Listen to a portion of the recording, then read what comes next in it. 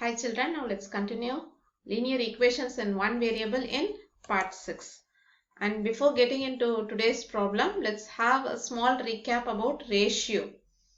And because we are going to deal with the problems where we will come across this ratio.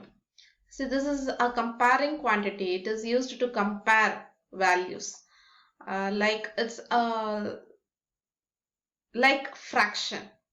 Okay, it represents the fraction. Here is a question. If there are 20 chocolates that has to be divided among two students A and B in the ratio 2:3, how many chocolates will each student get? See, this 2:3 doesn't mean that they are getting 2 chocolates and 3 chocolates alone out of this 20 chocolates. It means total number of parts is 5 here. 2 plus 3, 5. This first student A is getting 2 by 5. 2/5 of 20 chocolates. I can say 2/5 of 20 chocolates goes to student A. And 3 by 5 of 20 chocolates will go to student B. In another way, I can explain you this way. See, if I give 2 chocolates to student A, and student B will get 3 chocolates. This is the meaning behind 2:3. But totally how many chocolates I have given? Only 5. But there are 20 chocolates. So again I will give 2 more chocolates to student A and 3 more chocolates to student B. So totally on the whole how many chocolates I have distributed? 2 plus 2, 4. 4 plus 6, 10. Only 10. Still 10 more chocolates are there. So again I will give 2 more chocolates here and 3 chocolates to this student B. Again 2 chocolates to student A. Again 3 chocolates to student B. So totally how many chocolates have I given to student A? 1, 2, 3, 4. 4 2s are 8. See here. 2 is the ratio they have given and 4 times I have distributed. 2 chocolates in the ratio of 2. And here we have 3 and this 4 is 4 times. I am giving 4 times 3 chocolates. This 3 chocolates now 4 times I am giving so that I divide all the 20 chocolates between these two people. If I have 40 chocolates here, again I will go further and here I will get 8. Isn't it? Again here I will have 8. So this 2 and 3 represents the parts. How many parts they will get. And this is the common factor that it keeps on changing depending upon the total chocolates available. So I consider this as X. It's a variable. It keeps on varying depending upon the total number of chocolates. Do you understand how we write the total counting with the letter X? How the variable gets in. Is it clear? Okay. Now with this explanation, let us have a problem using linear equations. Here is the question. The difference between, see, difference. In the sense I have to subtract. What should I subtract? 2 whole numbers. I am going to subtract 2 whole numbers and their answer is 66. They have given the subtracted answer.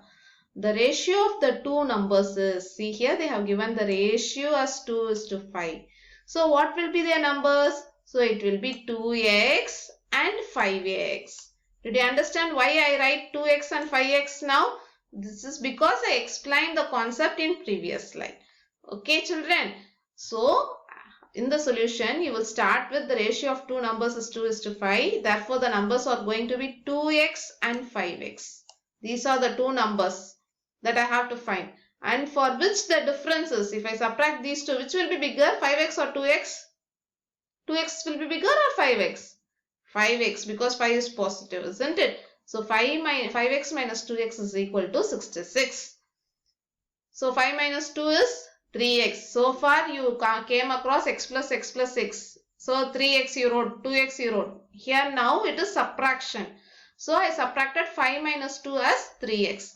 And here 66. Again I will transpose this 3 alone to the side.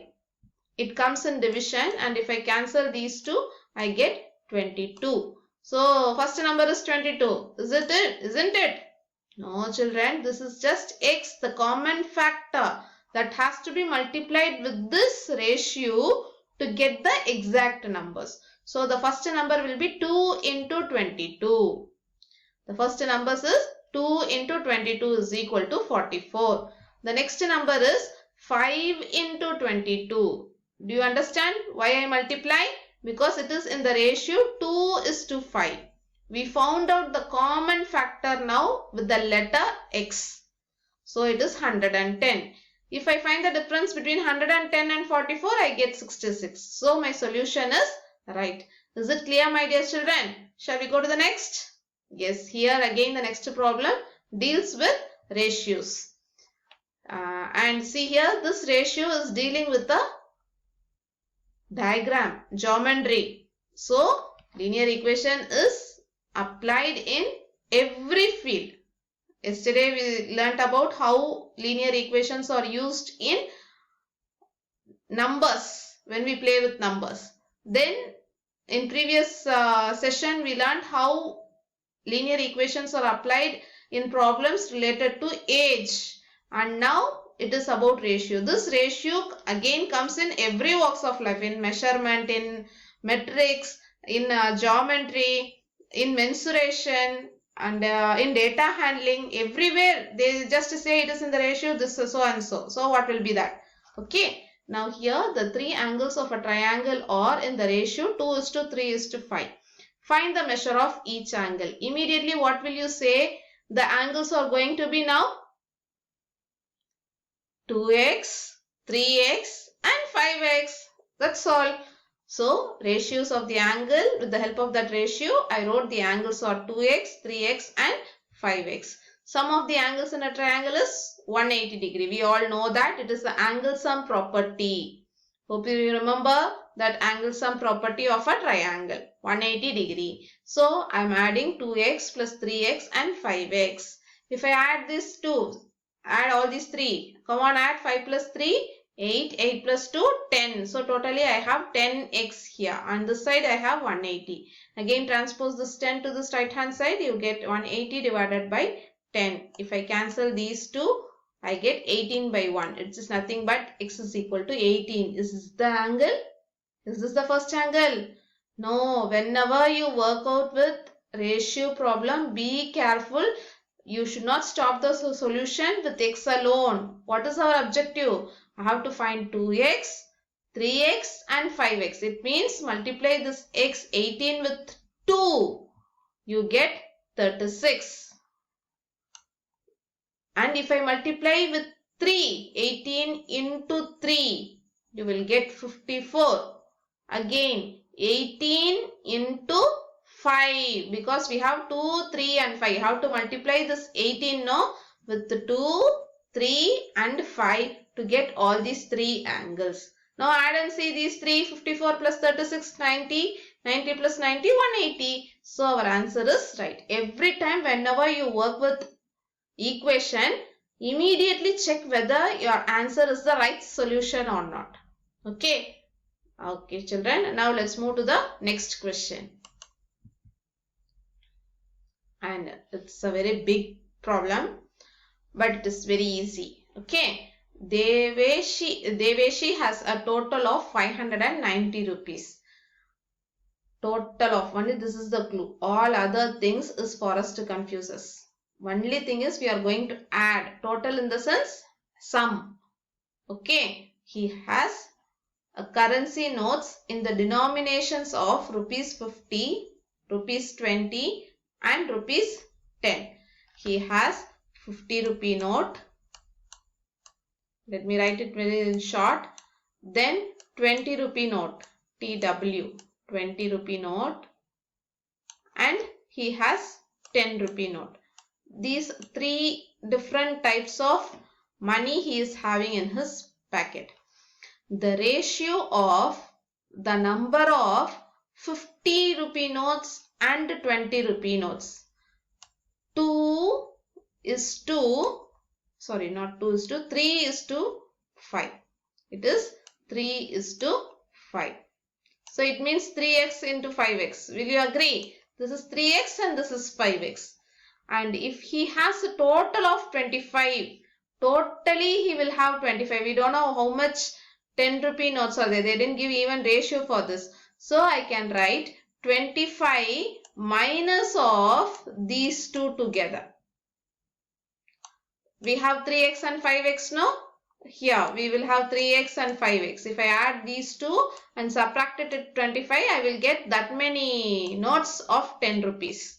Is it clear how we get it? We have 50 rupee notes, 20 rupee notes and 10 rupee notes. They gave us it is in the ratio of 3:5. So I wrote 3x and 5x. Totally we have 25.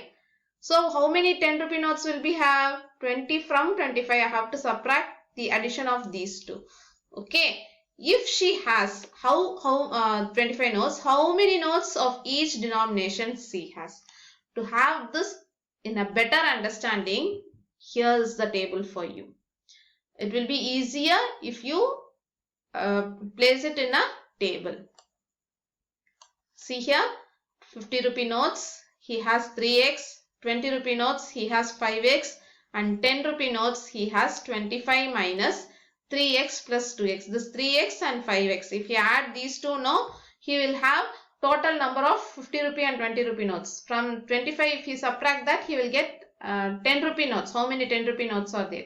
How to find their value? If we have 3 50 rupee notes, I will say it is 150 rupees. If I have 4 50 rupee notes, I will say I have 200 rupees note. But I don't know the exact number of notes. It is in terms of x. So I multiply this 50 and this 3x to get the value. How much value? Is it clear? The more the number of 50 rupee notes, I will have more money. If I have 10 50 rupee notes, I will have 500 rupees. I don't know how much, but I know it is 3x. So I am multiplying 50 into 3x. Again here 20 into 5x. Here 10 into 25 minus this 3 plus 5, 8x. So 25 minus 8x. These are the values he has. And totally how much money he has? 590. So I am going to add this one and this one. So if I multiply 50 into 3, see I used this symbol because into and x looks the same if we type. So I used this asterisk symbol, but it represents multiplication only. 50 into 3 is 150x. Here 20 into 5 is 100x. Shall we look at the solution now? See here whatever I explained in table, here I have written in words. In book they have explained using this, but I felt the table will help you a lot more than this. So I prefer that table method. You can go in for any method. See, this is what we finally got. 150x, 100x, and if I multiply 2, this is very important. You should not forget to multiply with both. 2 in 25 into 10, 250, and 10 into 8 is 80x. This is very important, my dear children. You will again make a mistake here. So if I add all these three, 150 plus 100x plus 250 minus 80x, I get 590. So add up the numbers, that is with x alone. 150 plus 100, 250. 250 minus 80. So I get 170. Understood how I got 170? Add these two, 150 and 100, then subtract 80. Then 250 I have written as such without x. It is without x. So I add with this numbers. Be careful while you add numbers with x and without x. Okay, is equal to 590. So if I transpose, I get 340. Again, if I transpose 170, I get 2. So I get only x value is to be 2. Isn't it? So I have to find number of coins, notes, 50 rupee notes. So it is 3x now. In the beginning in the table we wrote it as 3x. So 3 into 2 is 6. Then 5 into 2. We have 5x. 5 into 2, 10. Again you can solve it using the table itself. 25 minus 8x. 25 minus 8 2s are 16. So 25 minus 16 is 9. So he had 6 50 rupee notes, 10 20 rupee notes and 9 10 rupee notes. Now add up 6 into 50. You will get one number 300. 300 plus 200, 500. 500 plus 10 into 9, 90. 590. So my solution is right. Okay children. And this is the end of session. exercise 2.2, 5, 9, 10